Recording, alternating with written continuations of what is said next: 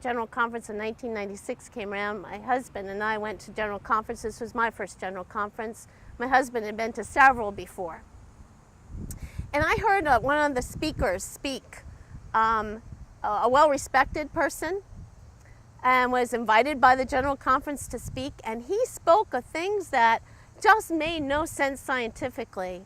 Prior to going to seminary, I was an earth science teacher and biology teacher, and what he was speaking of made no sense scientifically, biologically, spiritually, psychologically. Yet he was an invited speaker to General Conference, not someone just speaking from the floor. And I started to question, this wasn't just this little church over here having this conversation against this little church over here. This was a much bigger question. Even Jesus, raised in his culture, raised in his tradition, raised in his understanding of God's calling, was challenged. He was challenged. We are all challenged. We all have blinders. We all have ways in which we don't see the other. I am hopeful that the church will have their eyes fully open, and that Jesus once again can say to all of us, your faith has brought healing in this place today.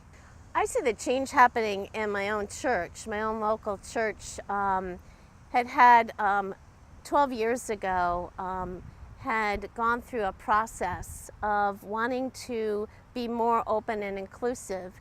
And there were several people in the congregation that were parents of lesbian and gay children. And they thought the process was going really well.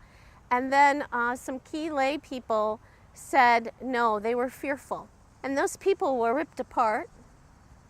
They left, brothers and sisters left and said, if my brother or my sister is not welcomed in this church, then this is not my church. Then 3 years ago, they went through the process again, and the same lay person that was totally against it apologized for the hurt that she caused these families. So I see that happening in my own context in Iowa.